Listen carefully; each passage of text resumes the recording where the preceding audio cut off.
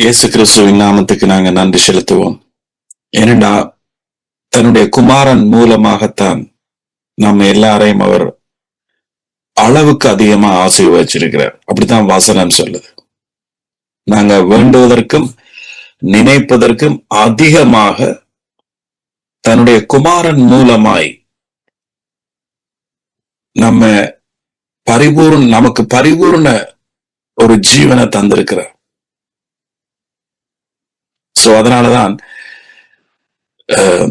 Bible முற்றுமுழுதாக இயேசு கிறிஸ்துவை மையப்படுத்தி இருக்கிறது.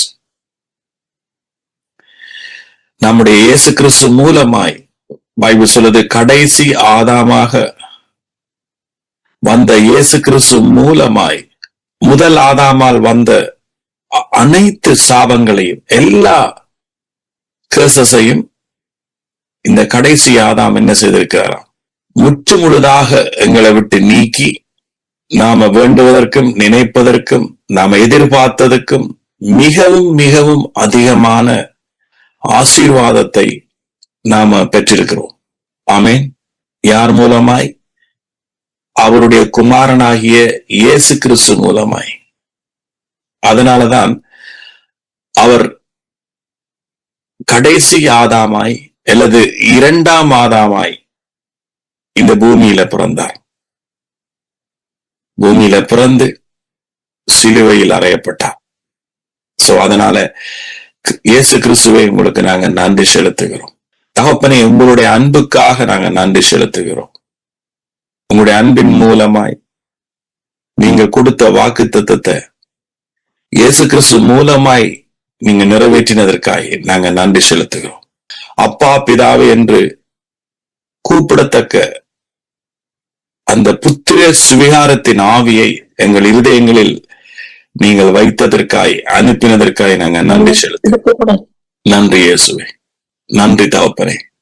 எத்தனை பேர் திரும்ப நீங்கள் ஆவியோடும் உண்மையோடும் முறைமையாக அவரை நீங்க ஆராதிக்க போறீங்க என்ற சிலர் நீங்க இப்பதான் வந்திருக்கிறீங்க.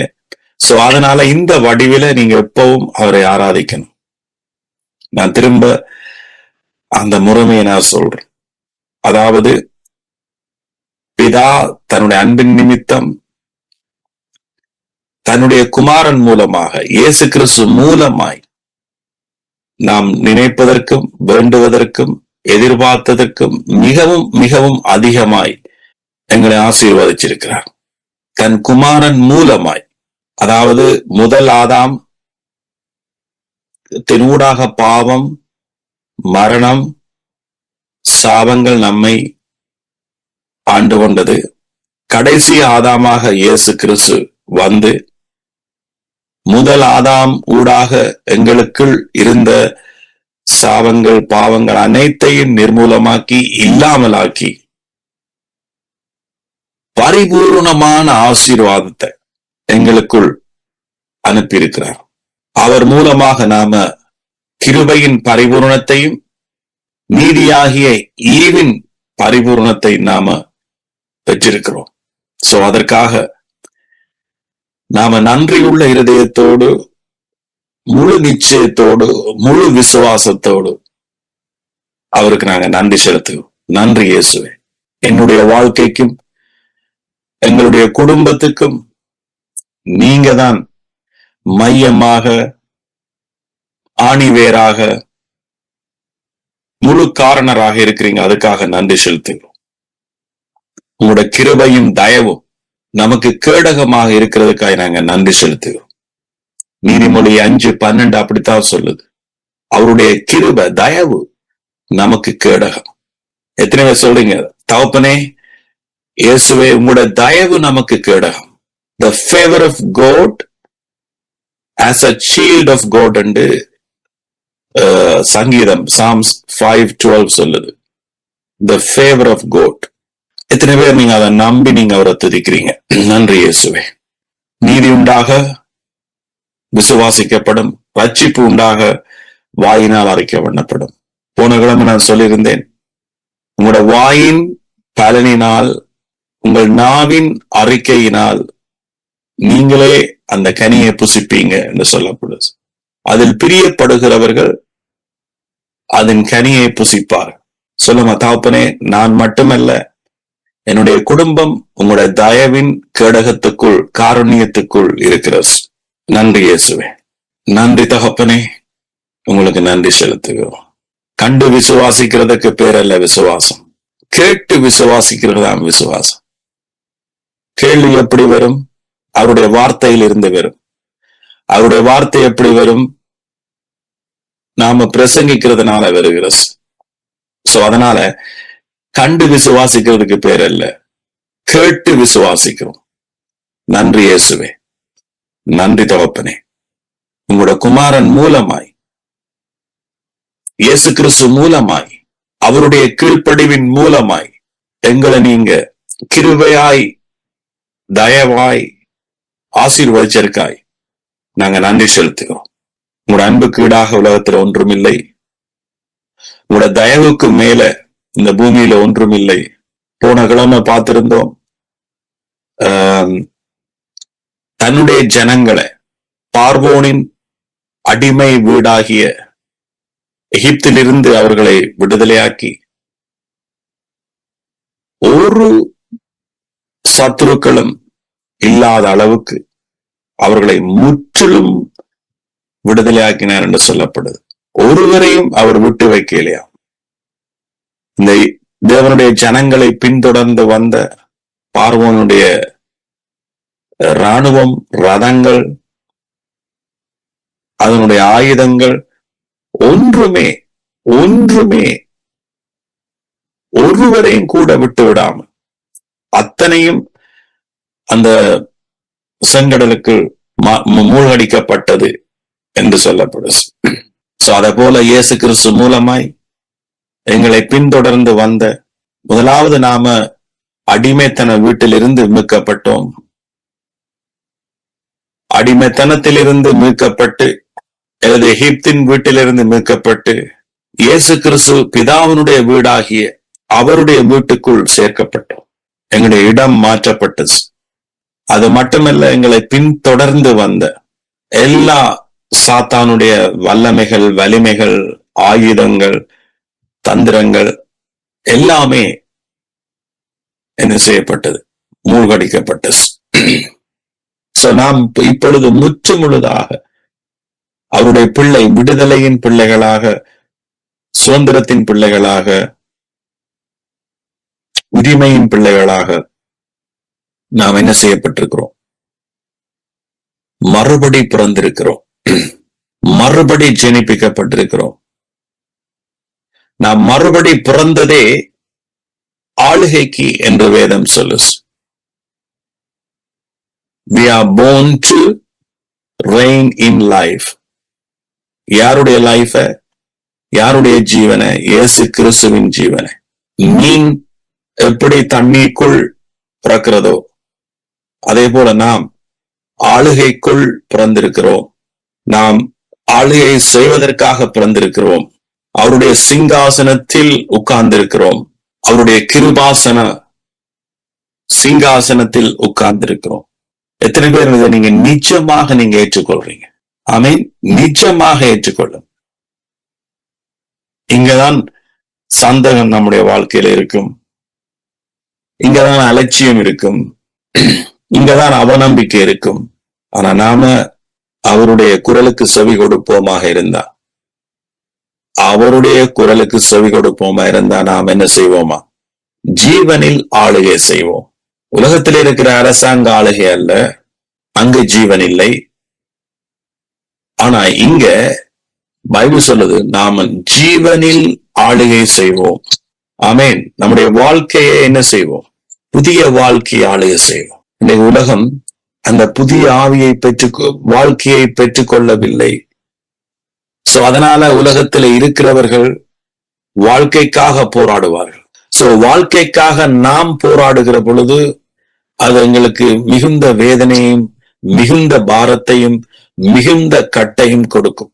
ஆனா பைபிள் சொல்லுது, 1 கொரிந்தியர் 15 I think 42 அல்லது 45, முந்தின ஆதாம் ஜீவ ஆத்துமாவானான், ஆனா பிந்தின ஆதாம், அதாவது இயேசு கிறிஸ்துவோ ஜீவனை கொடுக்கும் ஆவியை கொடுத்தாராம்.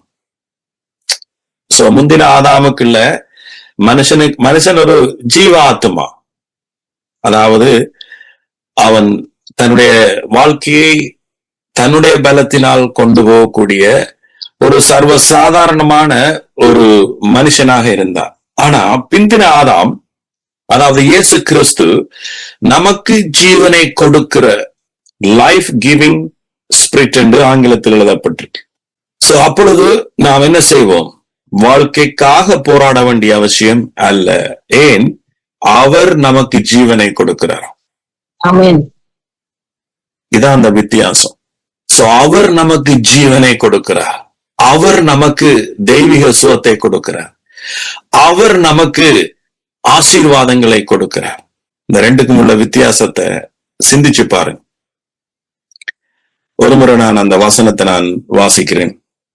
இது மிக முக்கியமான 1 கொரிந்தியர் பாசப்போல் இருந்தவருக்கு அடுத்து வாசிங்க. 1 கொரிந்தியர் 15. அந்தபடியே எத்தனாவது வசனம்?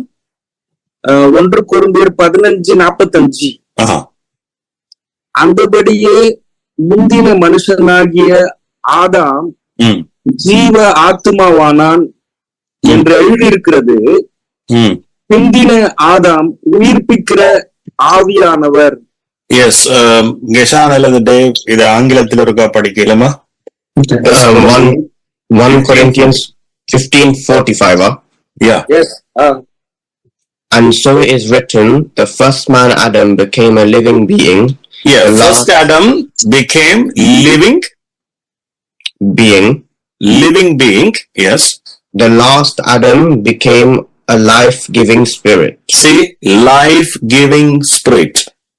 இங்க உயிர்ப்பிக்கிற ஆவியானவர் இருக்கு, ரைட்? அப்ப இத கூடுதலான போதகர்கள் எப்படி எங்களுக்கு சொல்லிக்க நாங்க எப்படி எடுக்கிறோம்டா, உயிர்ப்பிக்கிறவர், நாங்க மரிச்சா எங்களை உயிர்ப்பிப்பார், பர்வத்துல போய் சேருவோம். சோ அதனால எங்களுக்கு இந்த பூமியில நாங்கள் எவ்வளவு ஒரு விசேஷித்த மக்கள்ன்றத, ஜனம், தேவ ஜனம் என்பத, இந்த வசனத்தை நாம தமிழ் மட்டும் படிச்சா எங்களால் எடுத்துக்கொள்ள முடியாது. ஆனா இங்க பாத்தீங்கன்னா ஆங்கிலத்துல எப்படி போட்டிருக்கு? ஆங்கிலத்துல எல்லா மொழிபெயர்ப்புலையும் லைஃப் கிவிங் என்ன இருக்கு? life giving spirit. Life giving spirit. இந்த லைஃபுக்காக தானே எல்லாருமே ஓடுறாரு. ஆனா சோ சிம்பிள்.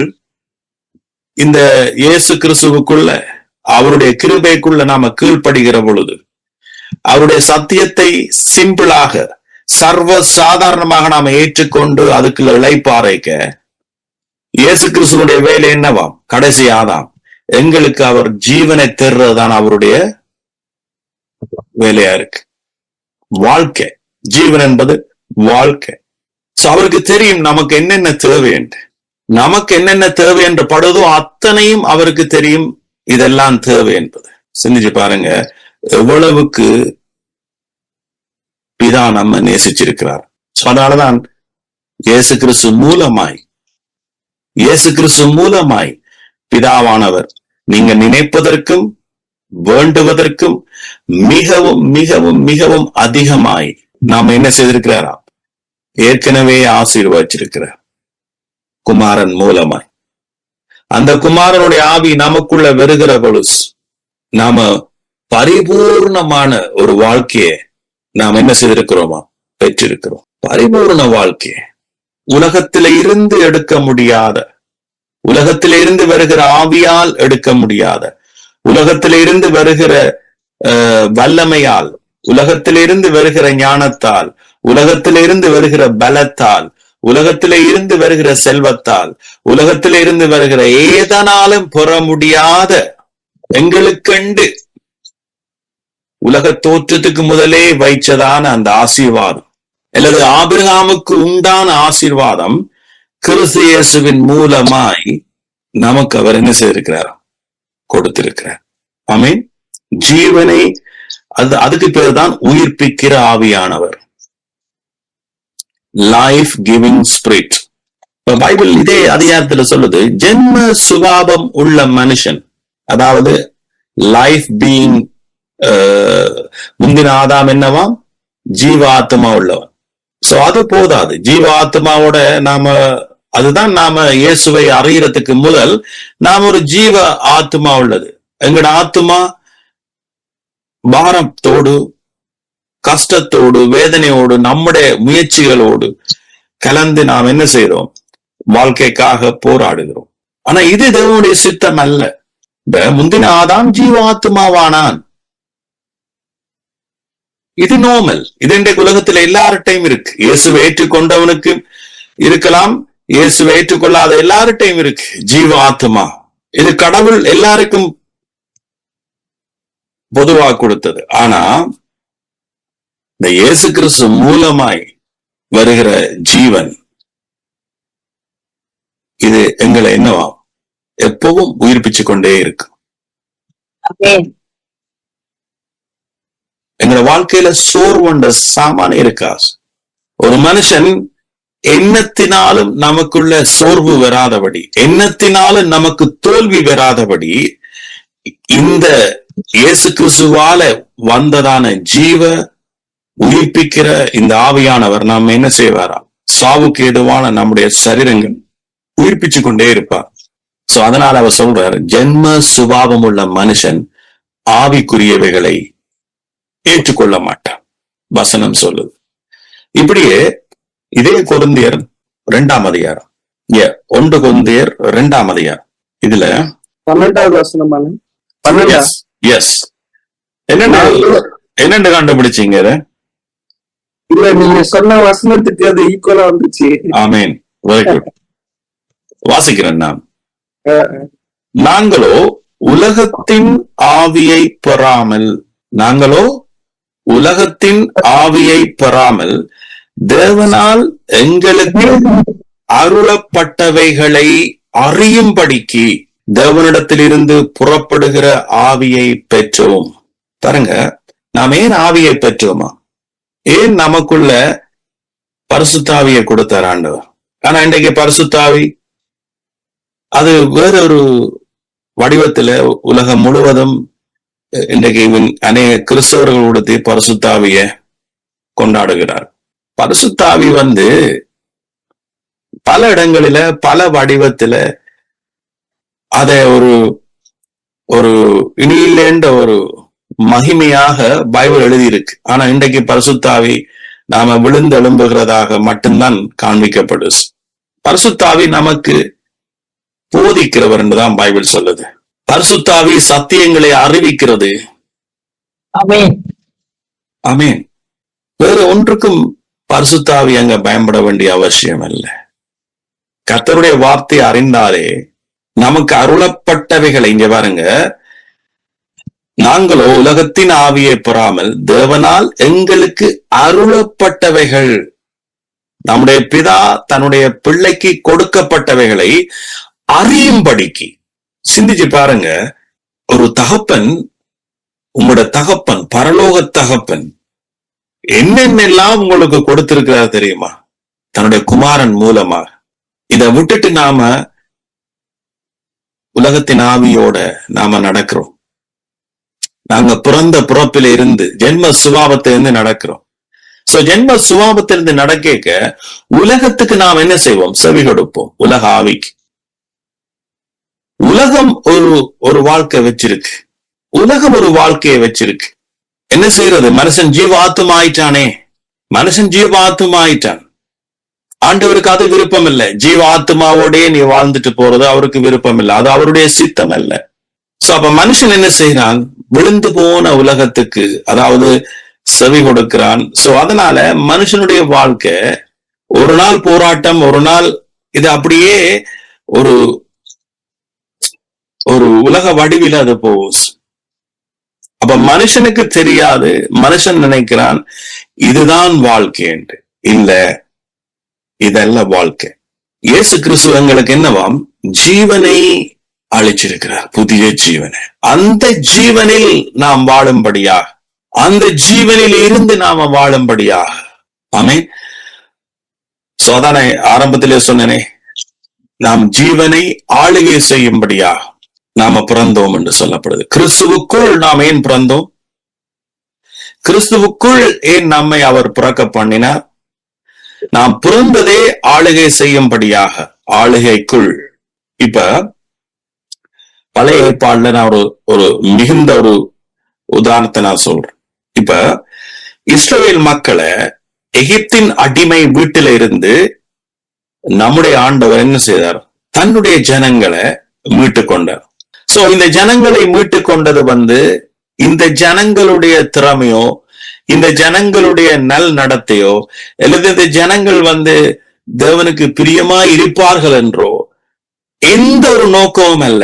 தேவன் தன்னுடைய கிருபையையும், தன்னுடைய கிருபைக்குள் இருக்கிற தயவையும், அவருடைய வல்லமையையும் ஜனங்கள், உலக மக்களுக்கே வெளிப்படுத்தும்படிக்கு ரைட் மீட்டுக்கொண்டு அவர் செங்கடலை பிளந்து ஜனங்களை இஞ்சால கொண்டு வரார். கொண்டு அவர் சொல்லுகிறார், நான் உங்களை தன்னுடைய குமாரன் ஆபிரகாமுக்கு ஆணையிட்ட, ஏற்கனவே வாக்குத்தத்தம் பண்ணின அந்த தேசத்துக்குள், அந்த ஆசீர்வாதத்துக்குள் நான் உங்களை என்ன செய்வேன்? கொண்டு போய் சேர்ப்பேன். சோ அந்த 38 வருஷம் இவர்கள் அவிசுவாசத்தினால அவர்கள் காலம் தாமதிச்சு ஒரு சந்ததி அப்படியே வனாந்திரத்துல மரிச்சு, பின்னர் அடுத்த சந்ததி அந்த வாக்குத்தத்த பூமியை சுதந்திரிச்சார்கள். இதற்கு காரணம் முற்றுமுழுதாக நம்முடைய கடவுள், அதாவது இயேசு கிறிஸ்து. அவர்கள் அந்த தேசத்துக்குள்ள போன பிறகுதான் அவர்கள் தங்களுடைய ஜீவனை ஆளுகை செய்தார். அந்த தேசத்துக்குள்ள போன பிறகு அங்க யோசுவா ஊடாக தேவன் பேசுறார், இப்பொழுது நீங்க என்ன செய்யுங்க? ஒவ்வொரு பட்டணங்களாக ஆட்சி செய்யுங்கள், ஆளுகை செய்யுங்கள். அவர்கள் ஜீவனை அடைந்த பிறகு, அதாவது கானான் தேசத்தை அடைந்த பிறகுதான் அங்க சொல்லப்படுது, ஆளுகை செய்யுங்கள், பட்டணங்களை சுதந்திரியுங்கள்.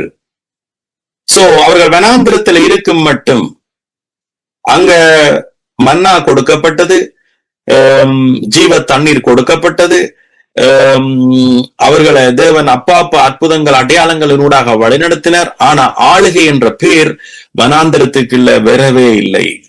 சோ அதே போல இன்றைக்கு உலகத்துல பல கிறிஸ்தவர்கள் இருக்க முடியும், ஆனால் ஆளுகைக்குள்ள நீங்க போனாதான் நீங்க உண்மையாகவே ஜீவனை பெற்றதுக்குரிய அடையாளம்.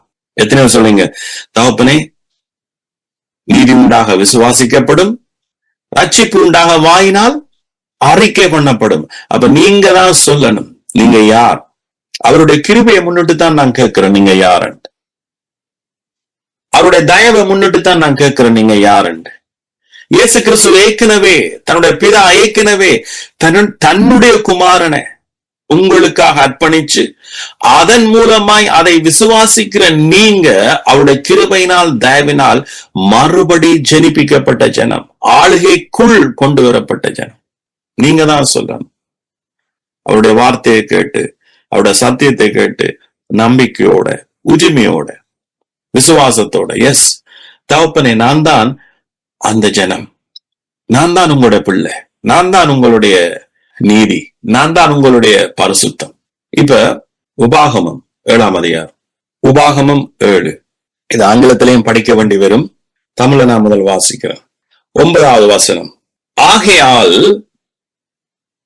உன் தேவனாகிய கர்த்தரே தேவன் என்றும். ஆகையால்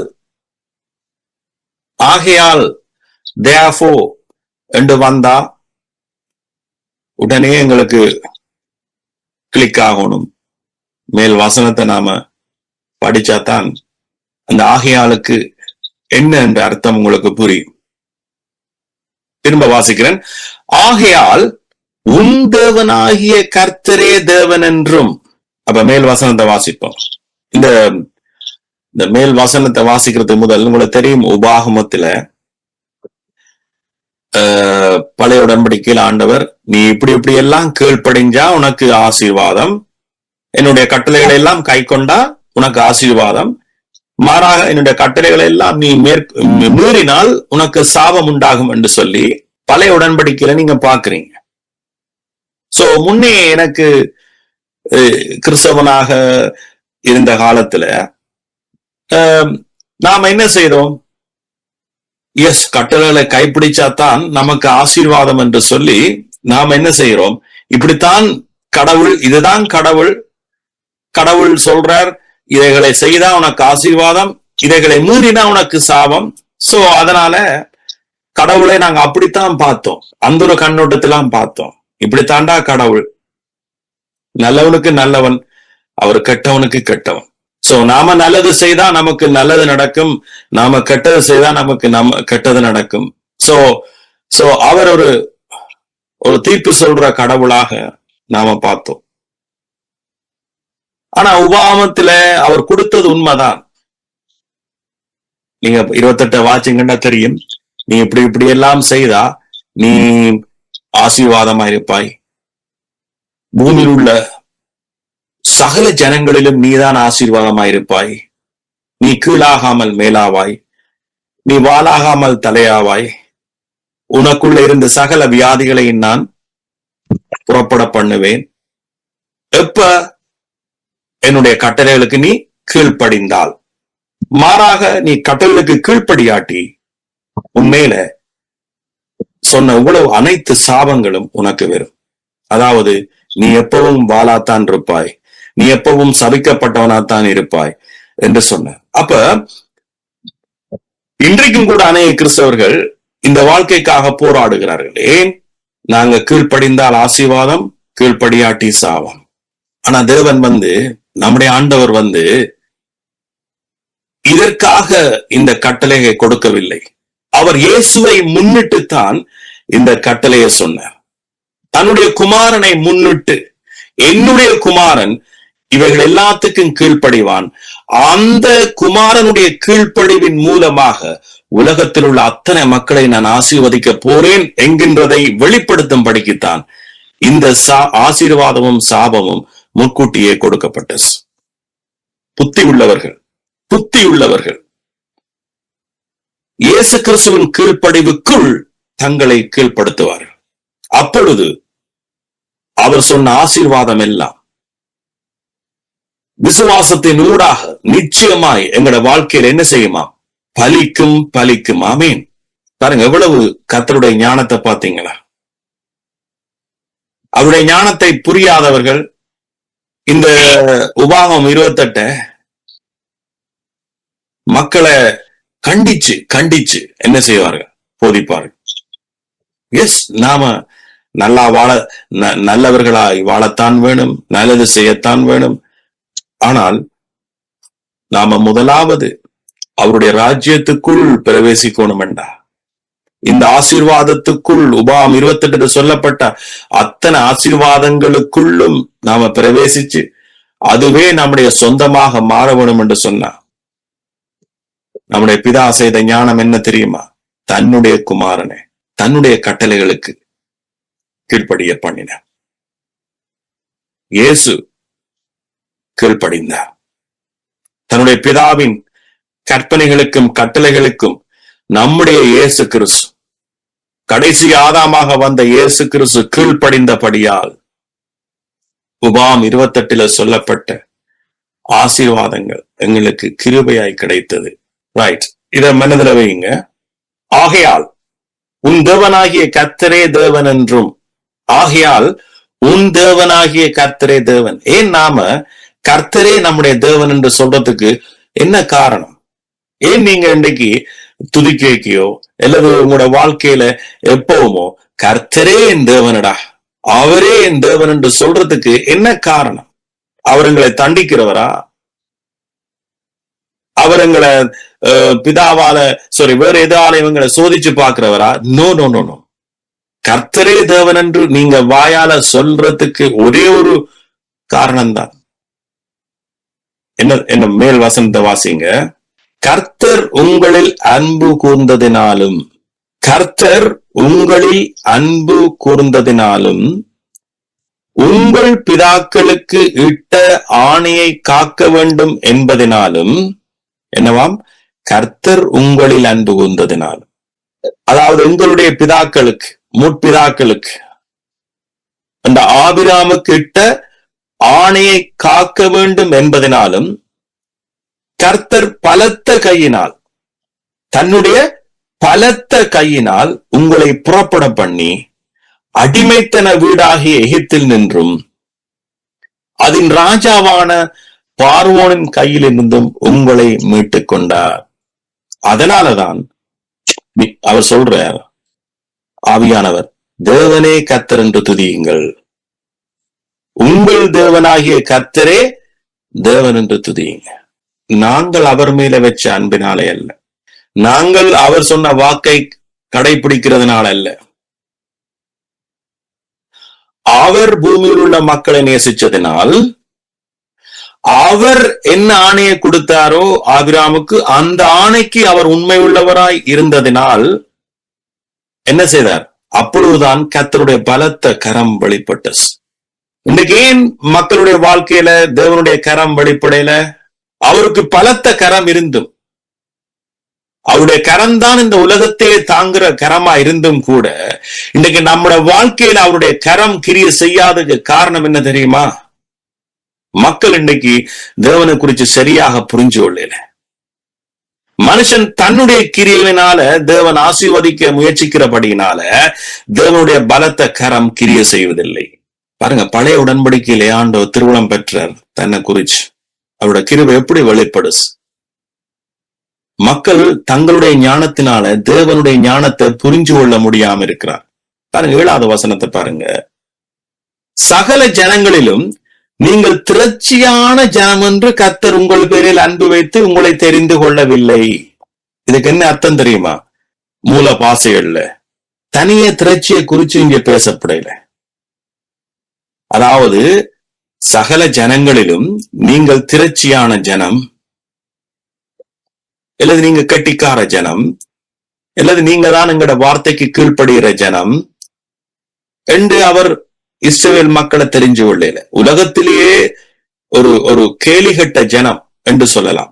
இப்ப எல்லாரும் நினைக்கிறது தேவன் இஸ்ரவேலை தெரிஞ்சு கொண்டது அது நல்ல ஜனம், அது நன்றி உள்ள ஜனம், அது ஒரு பரிசுத்த ஜனம், அல்லது அது ஒரு திரள் கூட்ட ஜனம், அதுக்கு யுத்தம் நல்லா செய்ய தெரிஞ்ச ஒரு யுத்த வீரர்கள்,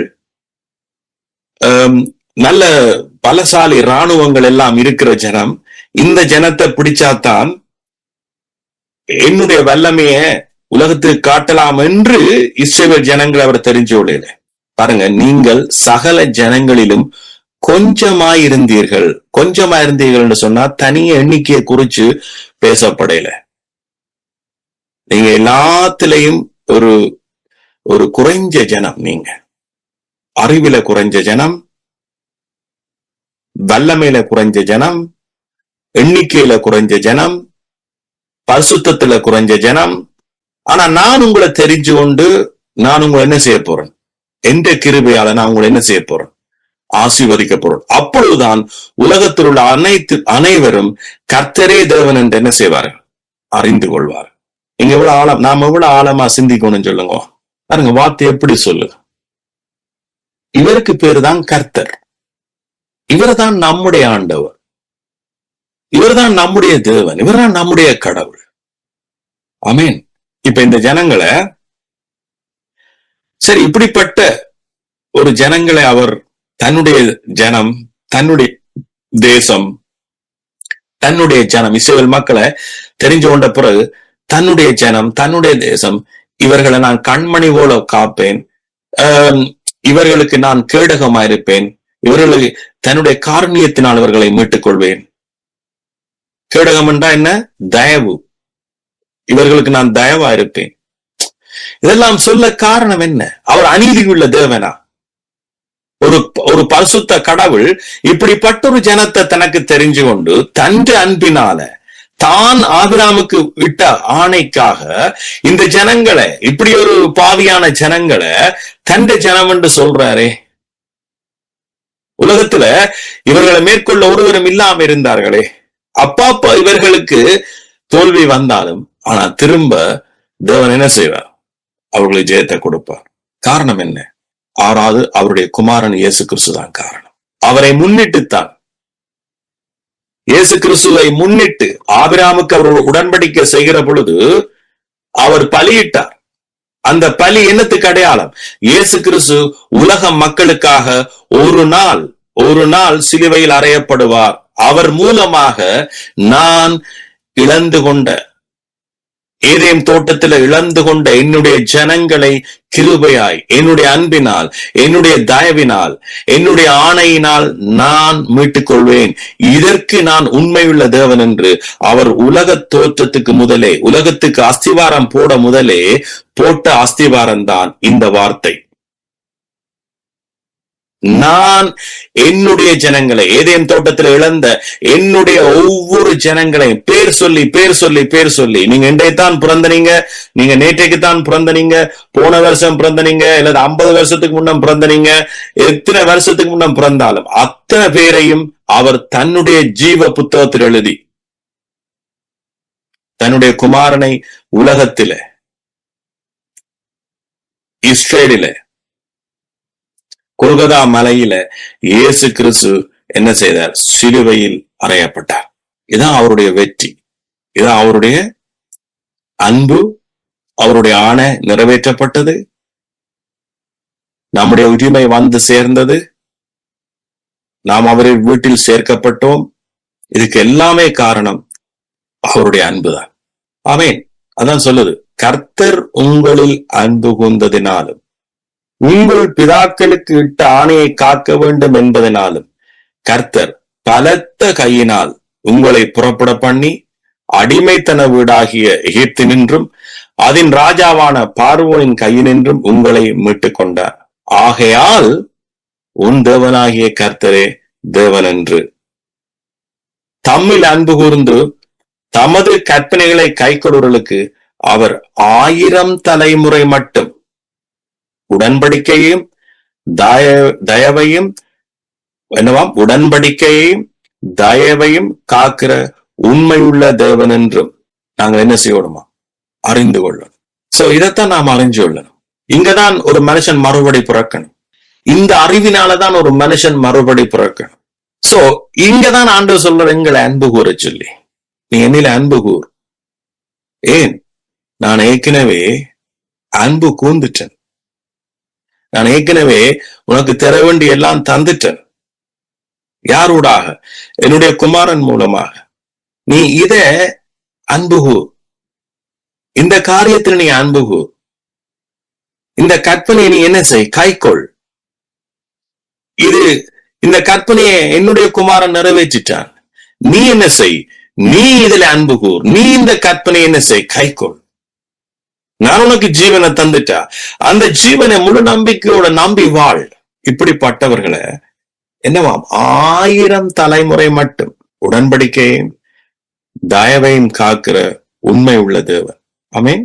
சோ யோவான் சொல்ற, நாங்கள் அன்பு கூர்ந்ததினால் அல்ல, அவர் முந்தி நம்மிடத்துல அன்பு கூர்ந்ததினால் அன்பு வெளிப்பட்டிருக்கிறது. தேவன் அன்பாகவே இருக்கிறார்.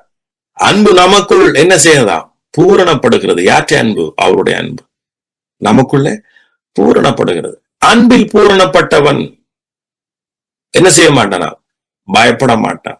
அன்பில் பூரணப்பட்டவன் என்ன சொல்லுவான்? பிதாவுடைய அன்பு தன்னுடைய குமாரனை என்ன செய்துச்சு? பலியாக கொடுத்தது. சோ அப்ப இனி அந்த அன்பு, அந்த உடன்படிக்கையில இனி என்ன இருக்காது? மாற்றம் இருக்காது. நம்முடைய கிரியைகளோ நம்முடைய செயல்பாடோ அவர் ஏற்கனவே செய்து முடிச்சத மாற்றாஸ். மாறாக அவர் செய்த உடன்படிக்கைக்கு அவர் உண்மையுள்ளவரா இருக்க. இதுதான் ப்ளூ பிரிண்ட். என்ன? அவர் செய்த உடன்படிக்கைக்கு அவர் உண்மை உள்ளவர்.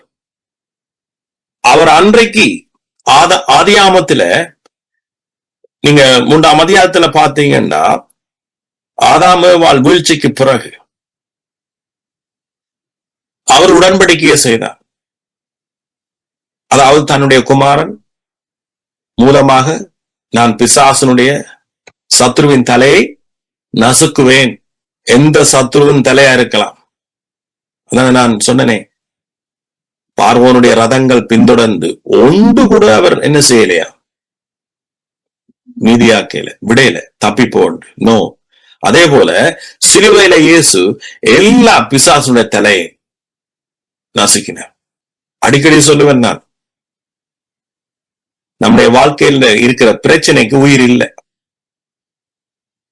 உயிரை கொடுக்கிறது நாமளும் உலகத்தில் இருக்கிற ஞானிகளும். நாம விசுவாசிச்சா அந்த விசுவாசத்தின்படி ஆக கடவுஸ். உங்களோட வாழ்க்கையில ஒரு சத்ரு அதுக்கு உயிர் இருக்குது, தலை இருக்குன்னு நீங்க நம்பினா அதுக்கு தலை நீங்க தான் கொடுக்குறீங்க. உங்களோட வியாதிக்கு நீங்க உயிரை கொடுக்க விரும்பினா நீங்க அதனோட வாழ விரும்புறீங்க. ஆனா நாம சொல்லணும், இயேசு சிலுவையில் வெற்றி சிறந்தார். என்ற வியாதிக்கு உயிர் இல்லை, அது சும்மா கொஞ்ச நாள் என்ன பேக்காட்டுஸ். என்ற தரித்திரத்துக்கு உயிர் இல்லை, அது சும்மா என்ன பேக்காட்டுது. ஆனா ஆண்டவர் சொல்றார், நீங்க ஜீவனில் ஆளுகை செய்யுங்கள், என்னுடைய ஜீவனில் ஆளுகை செய்யுங்கள். அப்ப நீங்க ஆளுகைக்குள்ள என்ன செய்யணும்? கடந்து போகணும். அவர்கள் கானானுக்குள்ள பிரவேசிச்ச பிறகுதான் அவர்கள் ஆளுகை செய்தார்கள். மோசையோட இருக்கும் வரைக்கும் அவங்க என்ன செய்யல? ஆளுகை செய்யல. ஆனா யோசுவாவோட போன உடனே என்ன செய்தார்கள்? ஆளுகை செய்தார்கள். நியாயப்பிரமாணத்துக்கு கீழே இருக்கே ஒரு மனுஷனும் நீங்க என்ன செய்ய முடியாது? ஆளுகை செய்ய முடியாது. மோசே நியாயப்பிரமாணத்துக்கு அடையாளமாக செயல்பட்டார். ஆனாலும் மோசே எனக்கு பிடிச்ச ஒரு தேவ மனுஷன். ஆனா மோசே ஊடாக நியாயப்பிரமாணம் கொடுக்கப்பட்டது. இயேசு ஊடாக கிருபையும் சத்தியமும் வெளிப்பட்டன. சோ மோசே மரிச்ச பிறகு யோசுவா என்ன செய்யறார்? தேவனுடைய ஜனங்களை ஆளுகைக்குள்ள அழைச்சு கொண்டு போறார். அங்க கொண்டு போய் சொல்றார், நீங்க என்ன செய்யுங்க, இனி பட்டணங்களை சுதந்திரீங்க, உங்களோட ஆசீர்வாதங்களை நீங்களே சுதந்திரீங்க. ஏன்னா நீங்க நீ யுத்தம் செய்ய போறதல்ல. இன்னைக்கு கிறிஸ்தவர்கள் நாம எங்களோட ஆசீர்வாதத்துக்காக நாங்க யுத்தம் செய்ய தேவையில்லை. ஒரு யுத்தமான ஜெபம் எங்களோட வாழ்க்கையில தேவையில்லை. எங்களோட அறியாமை எங்களை என்ன செய்யுது? அப்படியான ஜெபத்துக்கு எங்களை நடத்து. அவனவனுடைய கனியினால் நீங்க அவனை அறிந்து கொள்வீர்கள். அவனவனுடைய கனியினால் நீங்கள் இவர் எப்பேற்பட்ட போதகர், இது எப்பேற்பட்ட சபை என்பதை நீங்க அறிந்து கொள்வீர்கள். பிசாசுடைய தந்திரம் ஒன்றுதான் இருக்கு. பிசாசுக்கு தலை இல்ல, தலை நசுக்கப்பட்டாச்சு. அவனுக்குள்ள ஆளுகை இல்லை, எங்களுக்குள்ள ஆளுகை செய்ய. அவனோட வல்லமை இல்லை, வல்லமை செய்ய ஒன்றுமே இல்லை. ஆனா ஒன்றுதான் இருக்கு, தந்திரம். அதான் பவுல் சொல்லுறார், ஆதாமை வஞ்சித்த சர்ப்பம் உங்களையும் வாஞ்சிச்சிருமோ என்று நாம் பயப்படுகிறேன். சோ நமக்குள்ள இருக்கிறதான இந்த ஆளுகைகள், நமக்குள்ள இருக்கிறதான இந்த ஆசீர்வாதங்கள், நமக்குள்ள இருக்கிறதா இந்த காரியங்களை அவன் தந்திரமாக வழிநடத்துவானே ஒழிய, தந்திரமாக எங்களுடைய கண்ணில இருந்து மறைப்பான், அல்லது எங்களுடைய இருதயத்தில இருந்து நம்முடைய நம்பிக்கையில இருந்துடைய அவனிடத்துல பலம் இல்லை, ஒன்றுமே இல்லை. பைபிள் சொல்லுது, சகலதும் அவர் மூலமாய் உண்டாக்கப்பட்டது, உண்டானதொன்றும் அவராலே அல்லாமல் உண்டாகவில்லை. ஜோவான். சோ ஆகவே உலகத்தில் இருக்கிறது, உண்டாக்கப்பட்டவைகள், சகல நன்மையான ஈவுகள் அத்தனைகளும் நம்முடைய இயேசுவால் உண்டாக்கப்பட்ட. சோ ஆகவே நாம் என்ன செய்யணும்? ஆளுகை செய்யணும். நாம் ஆளுகைக்குள்ள போகணும். முதலாவது நாம எங்களோட வாழ்க்கை பாரத்தில இருந்து நாம இளைப்பாறணும். ஆமீன். விசுவாசம், நம்பிக்கை இவைகள் என்ன செய்யும்? நம்ம இளைப்பாற கொண்டிரும். சோ இளைப்பாற கொண்டு வரைக்குள்ள அடுத்தது என்ன நடக்கும்? இப்ப ஒரு மனுஷனுக்கு முதலாவது நம்பிக்கை, அதாவது விசுவாசம் இருந்தா இந்த காரியத்துக்கு எனது இந்த ஜீவனுக்குரிய அத்தனையும் இயேசு சிலுவையில வெற்றி சிறந்து அதை எனக்குள்ள பொக்கிஷமாக எனக்குள்ள தந்திருக்கிறார். அவர் என்னோடே இருக்கிறார், எனக்காகவே இருக்கிறார்.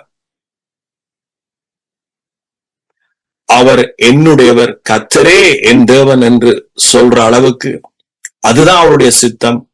அந்த உரிமையை கொண்டாடுறா அவருடைய சித்தம் என்று முழு நம்பிக்கையோட அவருக்குள் இளைப்பாறுதல் தான்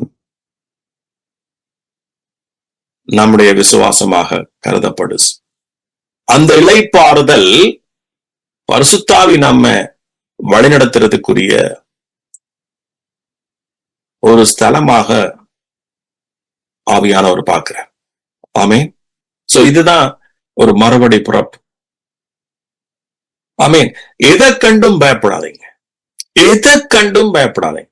சொல்றார், நான் உங்களுக்கு பயத்தின் ஆவியை கொடாமல் தெளிந்த புத்தியுள்ள ஜீவனின் ஆவியை நான் உங்களுக்கு என்ன செய்திருக்கேன், கொடுத்திருக்கிறேன். ஆமென். ஏண்டா நீங்க பயப்படுற ஒன்றுமே தேவனால் உண்டானதா இல்ல. இப்ப நல்ல ஒரு ஞானத்தை நான் உங்களுக்கு கற்பிக்கிறேன். இப்ப எந்த ஒரு காரியம் உங்களை பயப்படுத்துதுண்டா அது தேவனால் உண்டானதா இல்ல. அப்ப தேவனால் உண்டாகாதுக்கு என்ன வல்லமை இருக்கு? ஏன் நாம் அதுக்கு உயிரை கொடுக்கணும்? ஏன் எங்களோட போக்கஸ் அங்க இருக்கணும்? ஆனா சொல்ல, நான் ஜீவனை கொடுக்கவும் அது பரிபூர்ணப்படவும் வந்தேன். அப்ப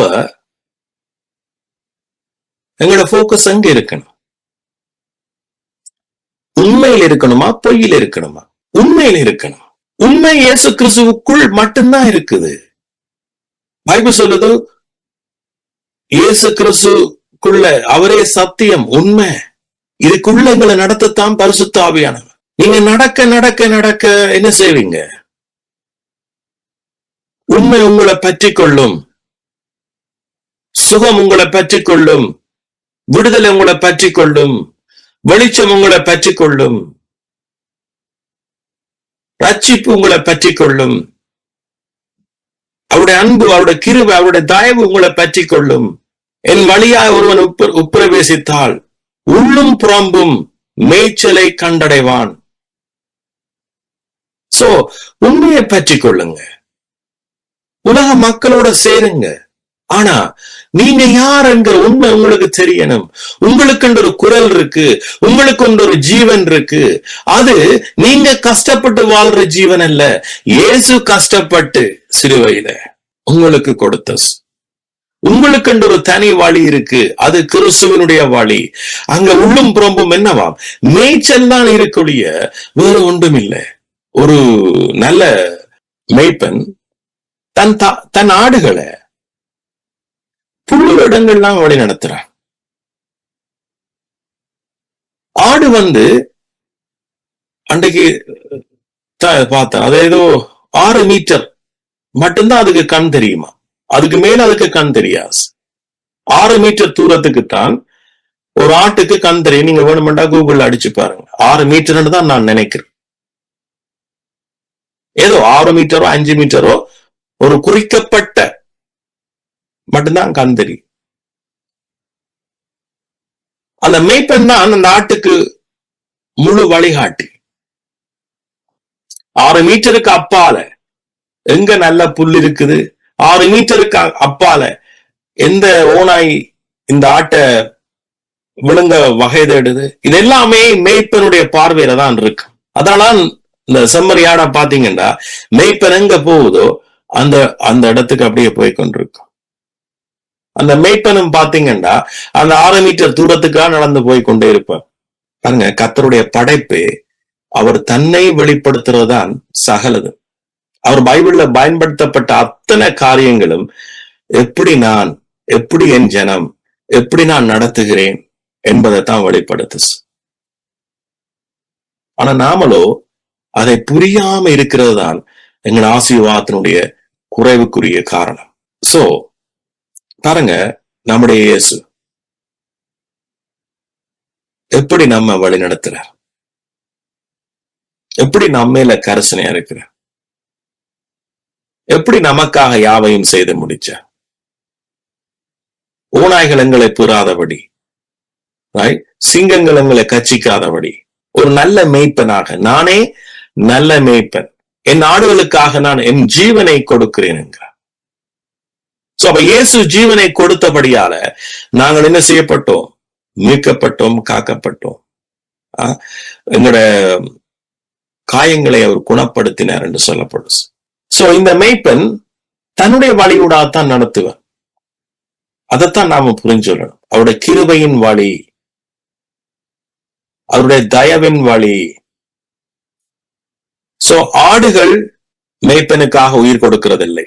மேய்ப்பன் தான் ஆடுகளுக்காக உயிர் கொடுக்கிறது. ஆடுகள் புல்லை உற்பத்தி செய்வதல்ல, பிதாவானவர் தான் புல்லை படைத்தார். அந்த புல்லைத்தான் ஆடுகள் மேய்கிறது. அதே போல இயேசு கிறிஸ்து தான் எங்களுக்காக மேய்ச்சலுக்குரிய காரியங்களை சிலுவையில் செய்து முடித்தார். அதை மேய்கிறதுக்கு ஆவியானவர் மேய்ப்பனாக எங்களை வழிநடத்துகிறார். அதைத்தான் நாங்கள் கொரிந்தியர்ல செய்தோம். தேவனுடைய ஆவி எங்களுக்கு ஏன் அருளப்பட்டது? அவர் எங்களுக்கு கொடுத்தவைகளை அறியும்படிக்கு. ஆமே. சோ அதனால எங்களுக்கு முழு நம்பிக்கை வேணும். எங்களோட மேய்ப்பன் அல்லது எங்களோட தகப்பன் அல்லது எங்கள் அன்பு யாரு? நம்முடைய தகப்பன். எங்களோட அன்பு மேல முழு நம்பிக்கை வேணும். அன்பில முழு நம்பிக்கை இருந்தா எங்களோட வாழ்க்கை இன்னும் செழிப்பாக மாறும். ஆமே. அவருடைய அன்பில் எங்களுக்கு ஒரு நம்பிக்கை இருந்துட்டா. அன்பு என்று சொல்றது ஒரு வார்த்தை அல்ல, அன்புக்கு உயிர் இருக்கு. சோ மனுஷனுடைய அன்பு வித்தியாசம், அது மாறும், அதுக்கு ஒரு எல்லை இருக்கும், அதுக்கு ஒரு காரணம் இருக்கும், அதுக்கு ஏற்றத்தாழ்வு இருக்கும், வீழ்ச்சி இருக்கும், உயர்வு இருக்கும், எல்லாம் இருக்கும். ஆனா தேவனுடைய அன்புக்குத்தான் உண்மையான உயிர் இருக்கு. அது உயிரில இருந்து வந்ததுதான் அன்பு. அந்த அன்பை நீங்க நம்பினீங்களா இருந்தா பைபிள் சொல்லுது, அது உங்களை ஒற்று போதும் வெட்கப்படுத்தாது, ஒற்று போதும்.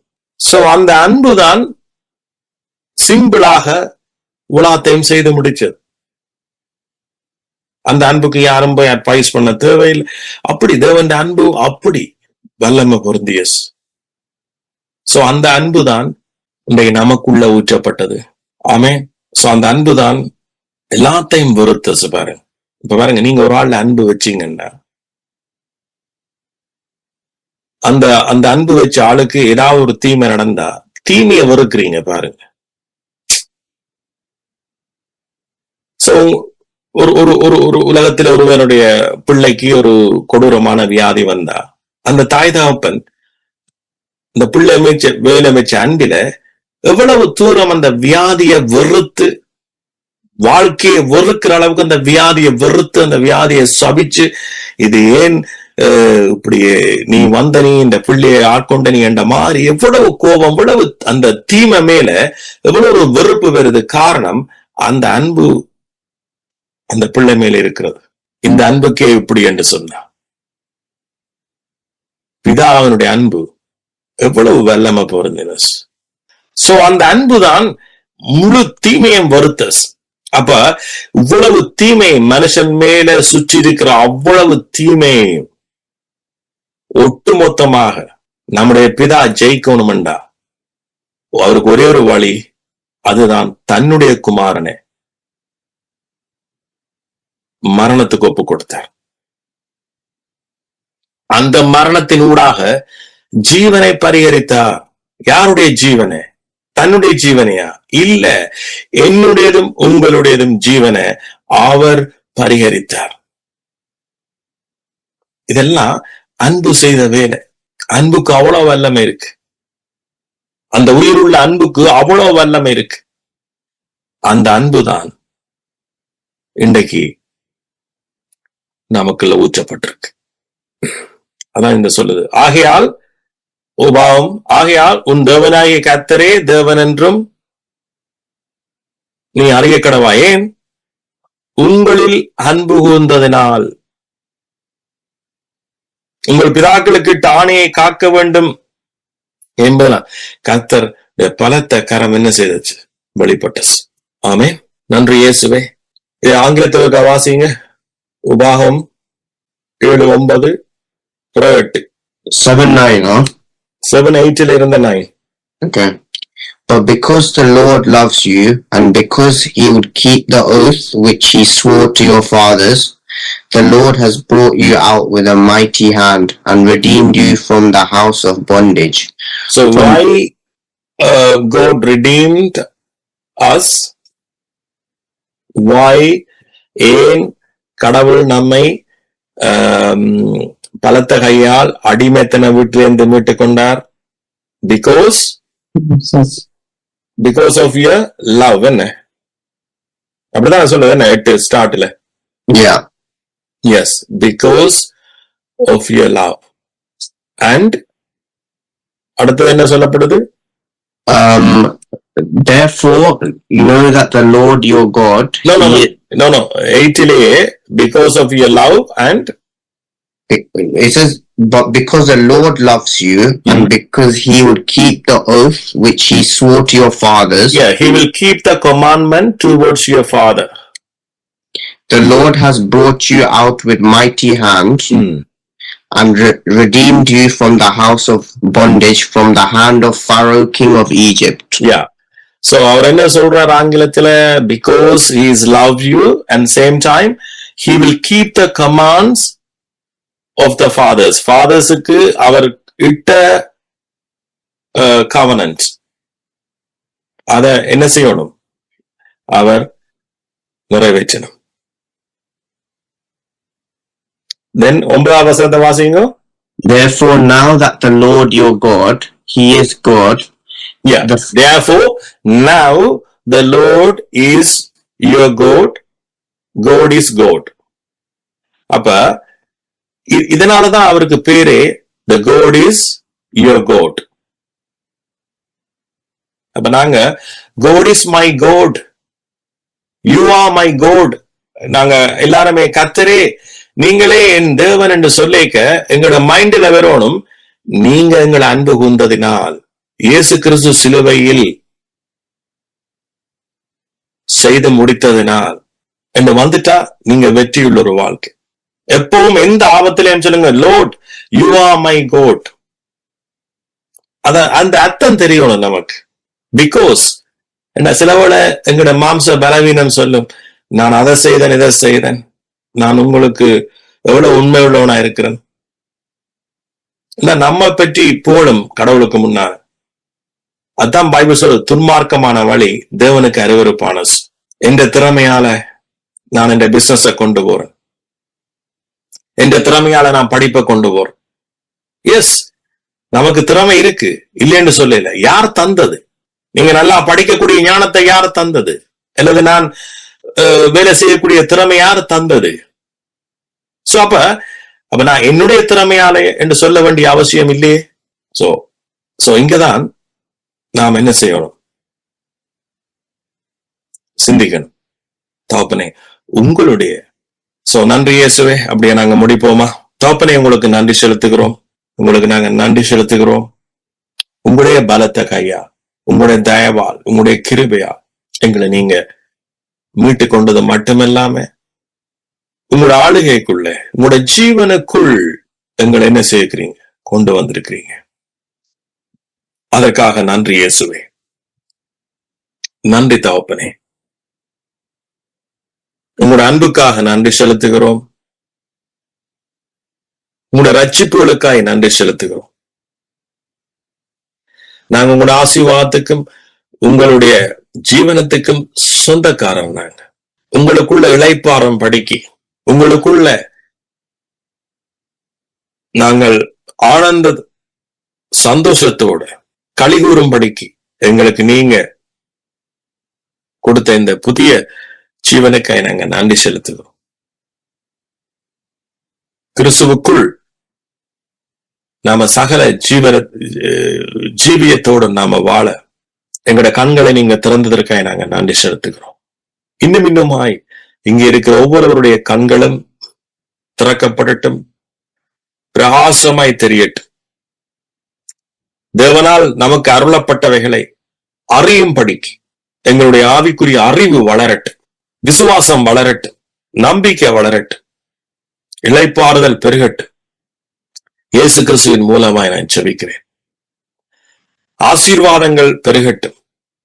ஆசீர்வாதத்தினால் நாம் மற்றவர்களுக்கு ஆசீர்வாதமாக இருக்க ஆசீர்வாதங்கள் பெருகட்டும். தேவனுடைய வசனம் சொல்லுது ஆபிரகாமுக்கு, நீ ஆசீர்வாதமாய் இருப்பாய் என்றா நாம ஆசீர்வாதமாய் இருப்பாய் என்கின்ற வசனம் என்ன? நான் முந்தியும் பிரசங்கிச்ச ஞாபகம் இருக்கு. மற்றவர்களுக்கு இருப்போம் ஆசீர்வாதமாய். அதுதான் அவனுடைய அர்த்தம். ஆபிரகாம் ஆசீர்வாதமாய் இருந்தான் அந்த தேசத்துக்கு, அந்த பூமியில, தன்னுடைய குடும்பத்துக்கு, தன்னுடைய பிள்ளைகளுக்கு. அப்படியாக ஆபிரகாமூடாக ஆசீர்வாதங்கள் என்ன செய்யப்பட்டது? கடத்தப்பட்டது. நம்ம தேவனுடைய ஆசீர்வாதத்தை ஒரு குறுகிய எடை போடக்கூடாது. எஸ், இது நம்முடைய சுயநலம் அல்ல. நாம் ஆசீர்வாதமாய் இருப்போம் என்கின்ற வாக்கு தத்தம், அதனுடைய உண்மையான அர்த்தம், நாம் நம்மூடாக ஆசீர்வாதம் புறப்படும். இதை நீங்க நம்பி ஏற்றுக்கொள்ளுங்க. சிறுதுள்ளி பெருவெள்ளமாக மாறும். ஆமே. சோ அவருடைய வாக்கு தத்தத்தை நீங்க சரியான முறையில அறிஞ்சு கொள்ளுங்க. இப்ப இந்த ஆசீர்வாதம் எவ்வளவு முக்கியம் பாருங்க. ஒரு குடும்பத்துல ஒருவர் ஆசீர்வாதம் இல்லாட்டி மற்ற ஆளுக்கு எப்படி இருக்கும்? பாரமா இருக்கு. சோ அப்ப ஒவ்வொருவரும் இதை நாம விசுவாசிக்க என்ன செய்வோம்? நாம் மற்றவர்களுக்கு ஆசீர்வாதம், மற்றவருக்கு ஒரு இடைஞ்சல் இல்லாம இருப்போம். மற்றவர்களுக்கு நாம் இடைஞ்சல் இல்லாம இருப்பதே அது ஒரு ஆசீர்வாதம் என்றதை நீங்க கருத்துல கொள்ளுங்க.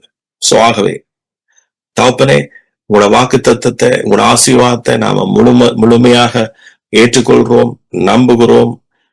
ஏன்? கிறிஸ்து இயேசுவின் மூலமாய் அது எனக்கு வந்திருக்கிறது. நன்றி, நன்றி இயேசுவே. எல்லா துதி கன மகிமை உங்களுக்கு.